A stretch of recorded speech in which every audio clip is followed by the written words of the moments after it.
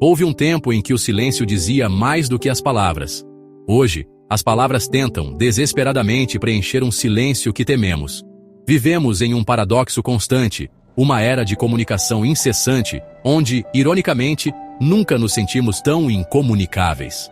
As notificações piscam em nossas telas como faróis em uma tempestade, prometendo conexão, mas entregando apenas fragmentos de atenção.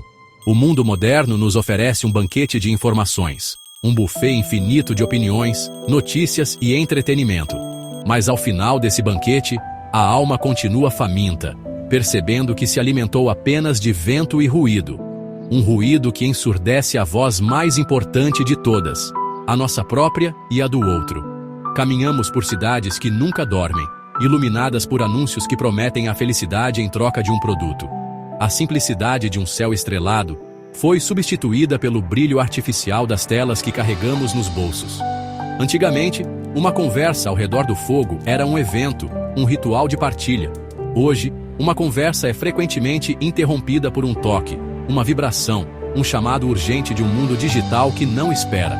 Perdemos a capacidade de contemplar o lento desabrochar de uma flor, pois estamos ocupados demais rolando um feed que se atualiza a cada segundo. A simplicidade tornou-se um artigo de luxo, um oásis distante em um deserto de complexidade fabricada e ansiedade constante. O contraste é gritante e doloroso. De um lado, a promessa de um mundo conectado, onde podemos falar com alguém do outro lado do planeta em tempo real. Do outro, a realidade de jantares em família, onde cada membro está imerso em seu próprio universo digital, presente em corpo, mas ausente em espírito. A tecnologia, que deveria ser uma ponte, muitas vezes se torna um muro. Construímos ao nosso redor fortalezas de fones de ouvido e telas privativas, isolando-nos do toque, do olhar e principalmente da voz não filtrada do outro. O ruído externo tornou-se tão alto que já não conseguimos ouvir o sussurro interno que clama por conexão genuína, por um momento de paz. Essa cacofonia moderna cria uma falsa sensação de pertencimento. Acreditamos fazer parte de comunidades globais, de discussões importantes, de movimentos que mudam o mundo. No entanto, essa participação é, na maioria das vezes, passiva e superficial. Clicamos em curtir para demonstrar apoio. Compartilhamos um artigo para mostrar indignação, mas raramente nos sentamos para verdadeiramente entender a perspectiva de quem pensa diferente. A troca foi substituída pela transmissão. Todos se tornaram locutores em suas próprias estações de rádio, transmitindo suas vidas e opiniões para uma audiência que, por sua vez, está ocupada demais transmitindo as suas próprias. O diálogo morreu e em seu lugar nasceu o monólogo coletivo. Navegamos por um labirinto de espelhos digitais, onde cada clique e cada curtida refletem uma versão cuidadosamente editada de nós mesmos. A busca pela identidade, que antes era uma jornada interna, filosófica e espiritual, tornou-se uma performance pública. O eu autêntico foi substituído pelo eu curado, uma persona projetada para agradar, para gerar engajamento, para ser validada. O excesso de informação não nos tornou mais sábios. Ele nos tornou mais ansiosos por informação que confirme nossas próprias bolhas. Os algoritmos, esses deuses invisíveis da nova era, nos alimentam com o que já gostamos, nos apresentam pessoas que já pensam como nós e nos isolam sutilmente de qualquer coisa que possa desafiar nossas certezas. Dentro deste labirinto, as virtudes clássicas parecem antiguidades empoeiradas, relíquias de um tempo mais lento e talvez mais profundo. A paciência é corroída pela gratificação instantânea. A humildade é ofuscada pela autopromoção incessante. A temperança é ridicularizada em face do consumo desenfreado. E a coragem, antes associada a grandes feitos, hoje é muitas vezes resumida a postar uma opinião polêmica online. O vazio que sentimos não é pela falta de coisas para ver ou fazer, mas pela ausência de um propósito que transcenda a acumulação de likes e seguidores. A alma anseia por substância, mas só encontra reflexos. Este excesso de informação cria um paradoxo cruel. Quanto mais sabemos sobre o mundo, menos parecemos entender sobre nós mesmos e sobre aqueles que estão ao nosso lado. Somos bombardeados por tragédias globais, escândalos políticos e avanços científicos, mas falhamos em perceber a tristeza no olhar do nosso colega de trabalho ou a alegria silenciosa de um amigo. A nossa capacidade de empatia é distribuída por milhares de causas distantes, diluindo-se a ponto de se tornar ineficaz no nosso círculo mais próximo. O mundo tornou-se um espetáculo, e nós nos tornamos espectadores passivos, comentando a peça de nossas poltronas confortáveis, mas esquecendo que também estamos no palco. A consequência inevitável é uma epidemia de solidão na era da hiperconectividade. Estamos rodeados de amigos virtuais, mas carecemos de confidentes reais. A vulnerabilidade, essencial para a construção de laços profundos, é vista como uma fraqueza a ser escondida. Mostramos nossas conquistas, nossas viagens, nossos pratos gourmet, mas escondemos nossas dúvidas, nossos medos e nossas falhas. Criamos uma sociedade de avatares perfeitos que se sentem terrivelmente imperfeitos e sozinhos por trás das telas. O labirinto de espelhos nos promete um reflexo ideal, mas nos aprisiona em uma solidão real e palpável, onde o único eco que ouvimos é o da nossa própria voz. O ser humano, do século XXI, é um ser saciado e, ao mesmo tempo, faminto. Temos acesso a mais conhecimento do que todas as gerações anteriores somadas, mas a sabedoria parece mais distante do que nunca. A informação, em sua torrente avassaladora, não se traduz automaticamente em compreensão. Ela se torna ruído, fragmentos desconexos que ocupam nossa mente sem nutrir nosso espírito. Este vazio não é um espaço a ser preenchido com mais dados, mais notícias ou mais entretenimento. É um vazio existencial, um buraco na alma que se alarga a cada tentativa de preenchê-lo com o que é superficial. A virtude, que é a prática do bem, o hábito da excelência moral, perde seu espaço nesse cenário. As virtudes são como músculos da alma, precisam ser exercitadas para se fortalecerem.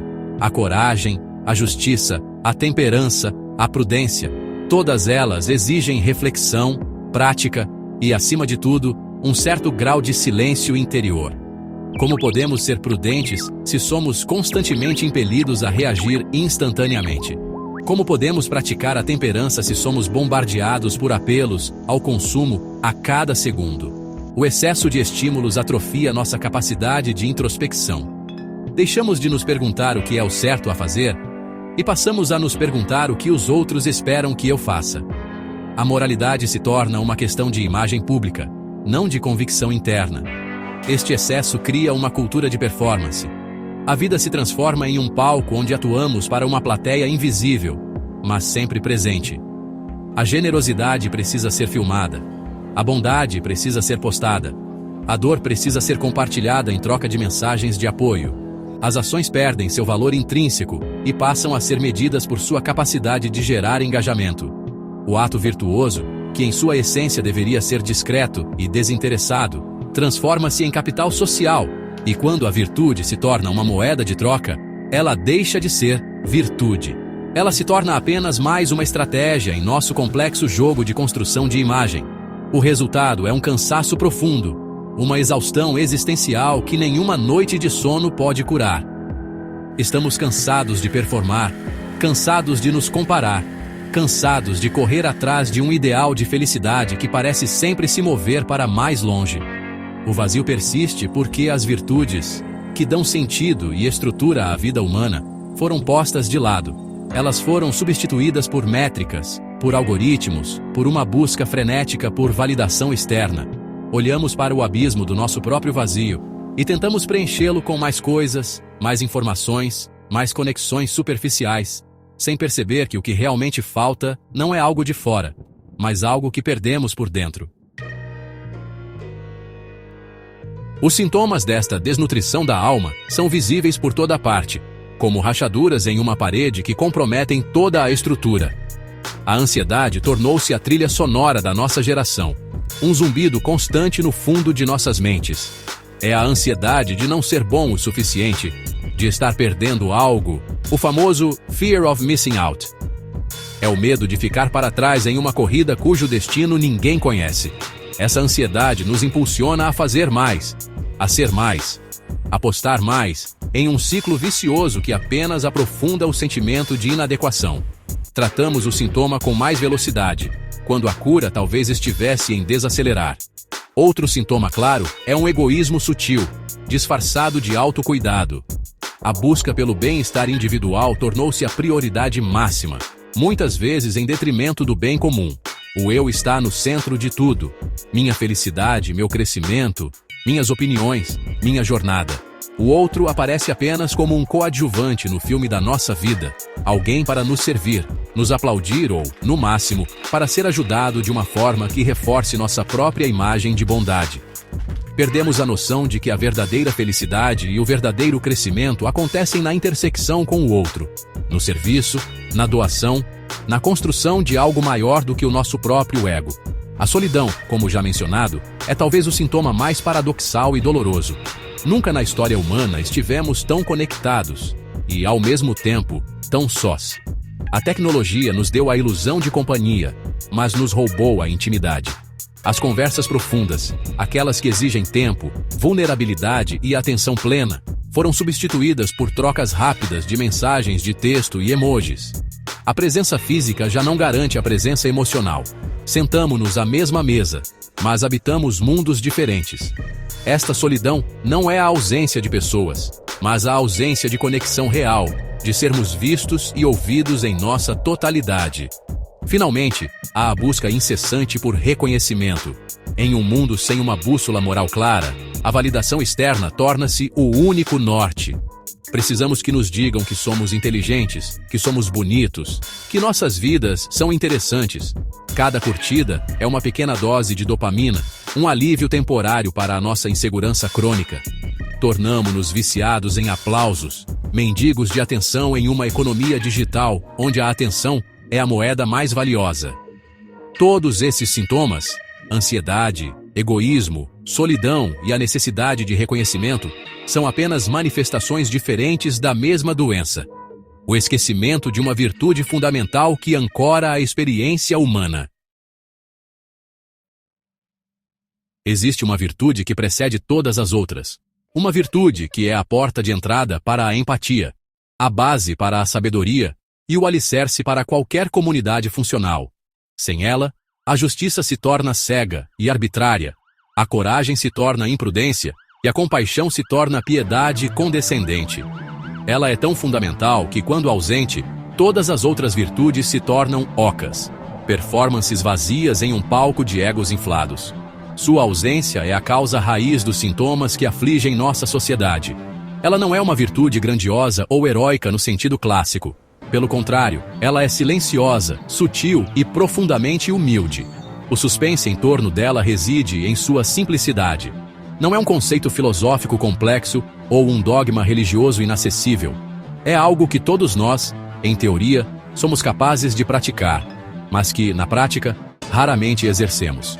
Sua sombra se estende sobre nossas conversas, nossas relações e nossas instituições. Vemos sua ausência nas discussões políticas, onde ninguém se propõe a entender o outro lado, apenas a gritar mais alto. Vemos sua falta nas reuniões de empresa, onde as ideias são atropeladas pela hierarquia. Vemos sua ausência nas mesas de jantar, onde as histórias dos mais velhos são interrompidas pelo brilho de uma tela de celular. Pense nos grandes líderes, pensadores e figuras espirituais da história.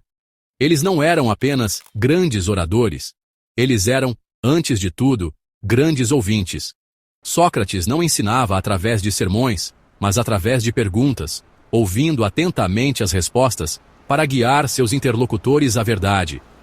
Jesus de Nazaré atraía multidões, não apenas por suas palavras, mas por sua capacidade de ver e ouvir o sofrimento do indivíduo em meio à massa. Sua compaixão, sua misericórdia. A capacidade de acolher a palavra, o silêncio e a dor do outro é o que os tornava magnéticos. Esta virtude perdida é a chave que abre a porta da alma do outro. Sem ela, permanecemos trancados em nossas próprias mentes, em um monólogo sem fim. Tentamos nos conectar à força, empurrando nossas opiniões, nossas histórias, nossas soluções, sem antes criar o espaço para que o outro simplesmente exista e se expresse. É uma forma de violência sutil, uma espécie de dominação do espaço mental e emocional alheio. E o mais trágico é que o fazemos com a melhor das intenções, acreditando que estamos ajudando, que estamos contribuindo, sem perceber que o maior presente que poderíamos oferecer era, simplesmente, o nosso silêncio atento. O suspense precisa acabar. Precisamos nomear essa virtude. A última virtude esquecida pela humanidade, a fundação de todas as outras, é a escuta. Não o mero ato fisiológico de ouvir sons, mas a arte profunda, ativa e acolhedora de escutar. Escutar com a intenção de compreender, não com a intenção de responder. Escutar o que é dito, o que não é dito, e o que é dito pelo silêncio. Esta é a virtude que perdemos no barulho do mundo moderno. Substituímos a escuta pela espera da nossa vez de falar. Nossas conversas se tornaram duelos de monólogos, onde cada um está mais preocupado em formular seu próximo argumento do que em absorver o que o outro está tentando comunicar. Historicamente, a escuta era sagrada.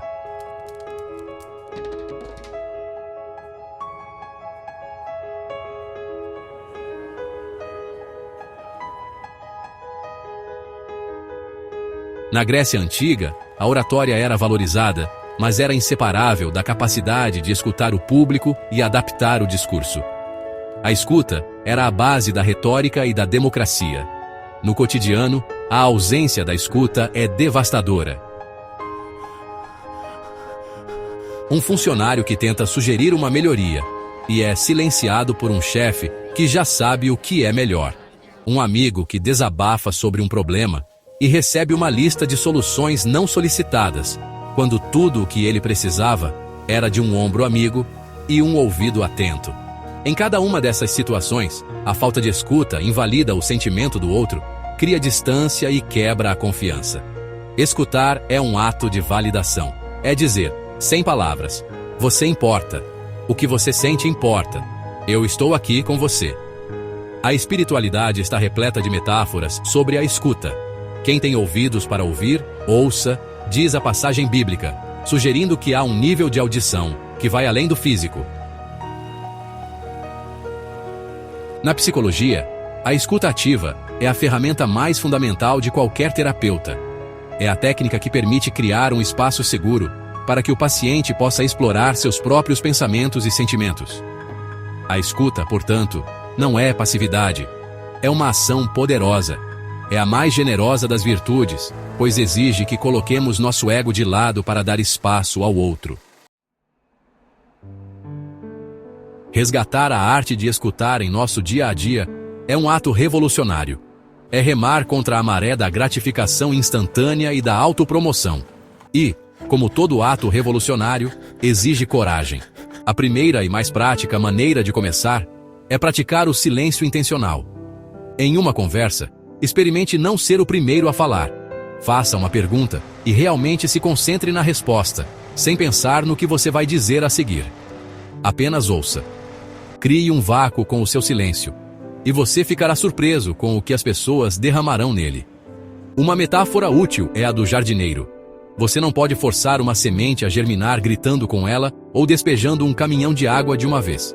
Você precisa criar as condições certas, terra boa, água na medida certa, sol. E então você espera e observa. Escutar é como ser um bom jardineiro para a alma do outro. É criar um ambiente seguro e acolhedor, onde os pensamentos e sentimentos da pessoa possam germinar e crescer. É oferecer o solo fértil da sua atenção, sem tentar podar ou dirigir o crescimento da planta. Às vezes, a melhor ajuda que podemos oferecer não é uma solução, mas um espaço para que a pessoa encontre sua própria solução. Considere esta pequena história. Um pai estava preocupado com seu filho, que parecia cada vez mais distante e irritado. Todas as suas tentativas de conversar terminavam em briga.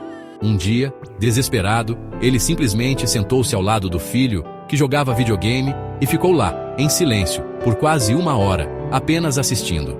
Ele não fez perguntas, não deu conselhos, não criticou. Apenas esteve presente. No final, o filho pausou o jogo, olhou para o pai e disse: "A escola está difícil." Foi o começo da primeira conversa real que eles tiveram em meses. O pai não fez nada, exceto o mais importante de tudo. Ele escutou com sua presença.